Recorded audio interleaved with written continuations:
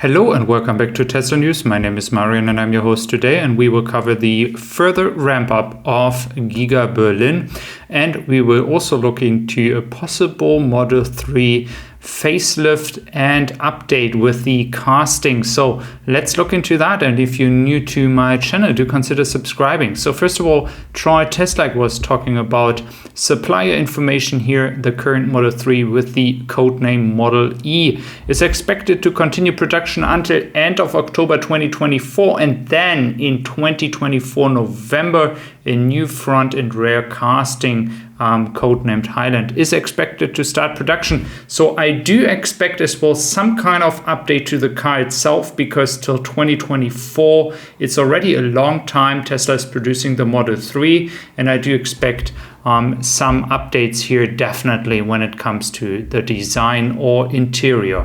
Then for the production of the Model 3 for the European market, we see that an upgrade is going to happen for the Model 3 as well. 42K are actually expected in Q3, so that is higher than we had in Q1. So it does look like it's not only the Model Y production line that will see an update here, but as well the Model 3. That is not only important for the European market, but again, guys, I'm not forgetting everybody waiting from Australia, guys. So don't be offended if sometimes I'm not talking about updates here, but the Australian market is really eagerly waiting for the Model 3 and the Model Y. So a higher production for the Model 3 is also going to help the Australian market, and I hope that this entire constraint of production here in Shanghai will be much easier once all models, as well the Model 3, will be produced in Grünheide.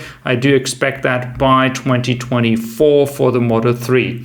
Looking on the left side above here from Tobias Lind, we clearly see Model Y long range in Germany. Yes, you see that right, but there are 2 points we have to consider here. First of all, the main part of the production and the pickup of cars is only happening at the factory side directly. There was one trailer here getting some cars from this parking lot, so they might be delivered as well. So it could be that we are actually having Model Y long range in test production, and then they will send that to all the service centers to present it to customers. That could be as well a potential reason. Again, guys, it is today Saturday as I do this video. It looks like we have the first time actually production happening on the weekend, and we also have pickup of Model Y performance here on the weekend. So this is the final rush of this quarter.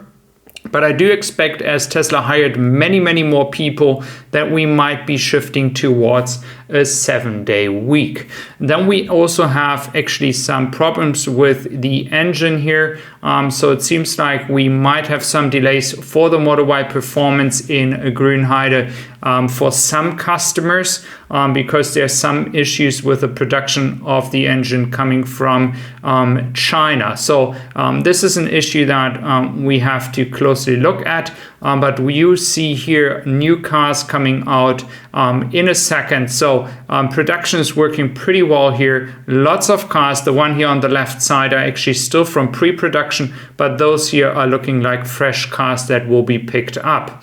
What we also can see, not only in Norway, but I'm going to take Norway as an example, that despite the lockdown in Shanghai and all the hurdles we had to take in the past weeks to get some good results when it comes to numbers, the Model Y performance actually has much impact in the Norway market, and the impact in general in the European market will be seen in the coming weeks as production is getting better and better. I do expect Tesla to quickly ramp from the 1,000 per week towards 1,500, 2,000 per week. I'm actually pretty confident Tesla is able to do that. Just by producing already on Saturdays, they would have like another 100 cars already or more So they can already produce close to 1,500 if they would actually produce cars 6 days or 7 days a week.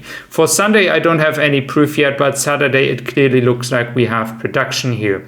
So you see, it's a very bullish sign for GIGA Berlin, despite some people mentioning Tesla is not ramping well here in Grünheide. You always many people try to compare it to China, but China was at a different time. It was not during COVID. It was not during the lockdown in Shanghai and supply chain and issues getting enough battery packs. So that is not a fair comparison here right now, but I'm very happy with the road Tesla is taking in Grünheide when it comes to the ramp up speed.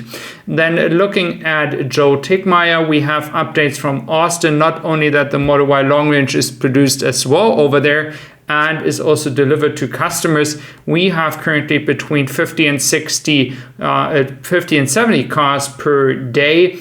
This is a pretty healthy start, but I do expect the numbers to quickly ramp up much higher when the Model Y long range is actually being produced right now.